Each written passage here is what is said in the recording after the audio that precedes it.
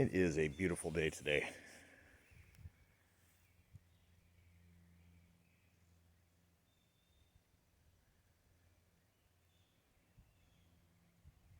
Saw a couple of, there's one.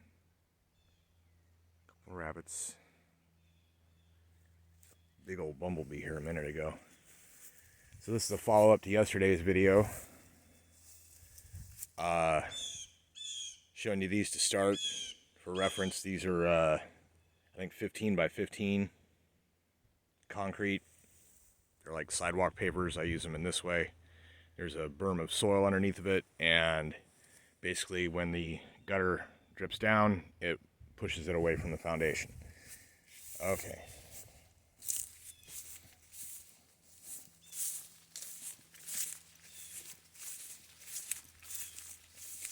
I sounded weak as hell yesterday. My allergies, sinuses, stuff my neck was doing, felt like a tension neck headache, but I wasn't tense. Alright. Still pretty wet up here. Okay, so what I'm gonna do here.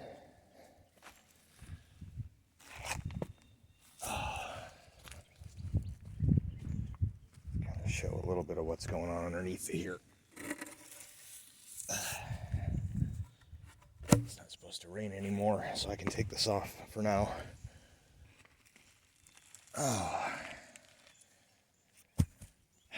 You'd say, well, you built the drainage ditch, Rob. Why do you have to cover the thing for it to work? Well, this ditch was meant, for those who are just joining us recently to the channel,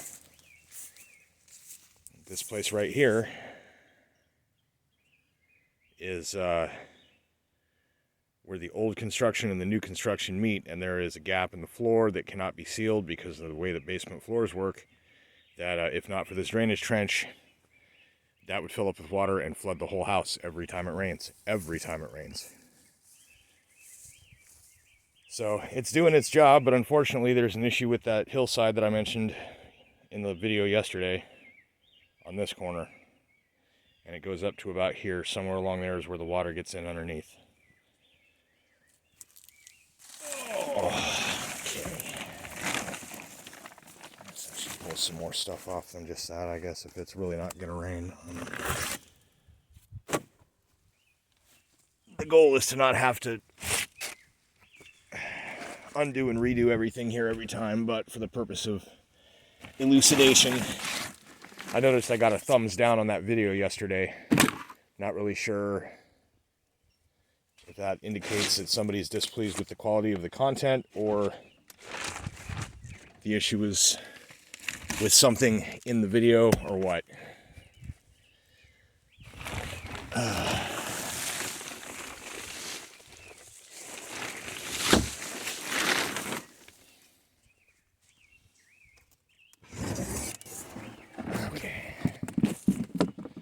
So what we got, first thing I built was this. These pieces of headboard have, it's kind of like a raft. There's 3 ribs. Can't see the other one because of the tarp. And then you can see this little silver nail here. There's another one underneath of that block. Each of those has a piece of 2x that goes down to the gravel.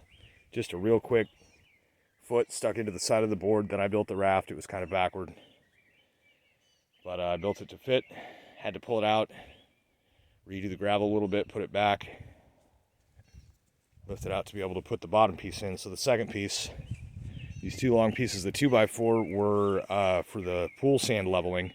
Had to have a single piece with the eyelet that a rope was on, and very carefully, very slowly draw it across the surface of the sand. You have to level the sand before you can put a pool up. That sat in my garage for years. I was like, oh, I've got extra 2x. So what I did was I tacked a piece of deck board on here, onto each of the ends, attached a leg for height, figure out where it was going to go, how it was going to work. This is all built without a plan, all done by eyeball. And so then I put the end piece down there, Then I adjusted to where the leg would be, attached the leg, stood it in place, nailed everything else on. It's not really structural, sturdy, anything like that. It's just something to solidly cover up the trench so that the majority of water that comes down off of this goes downward and away. And it seemed to have done the trick. There is no flooding or moisture inside. And we got a lot of rain last night, definitely an inch at least. So anyways, modern solutions for modern problems.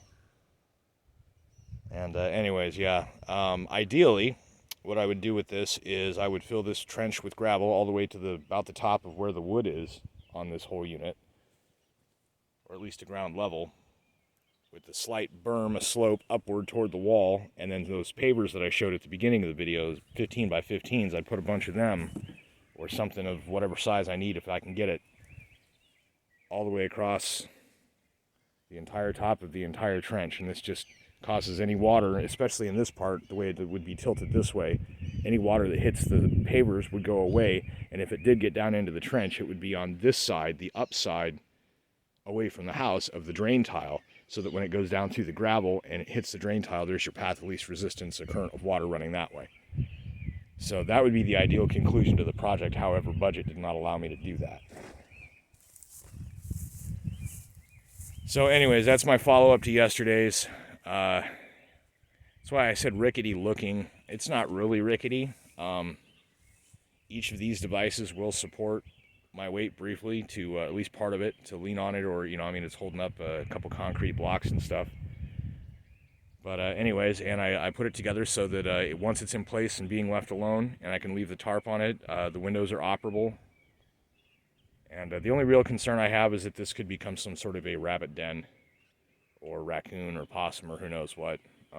Which is, I guess, kind of why it's probably better to leave it open when it's not going to rain. But I hate that whole prepping for the storm. Storm's coming. Batten down the hatches, literally. So, anyways. Ooh. Big old bumblebee. Anyways, that would be the conclusion of update to yesterday's vlog, or channel update, or whatever. I guess this, I don't know. So anyways, I'm going to let this go, and then I've got another one I'm going to make as well that'll be uploaded when it's done.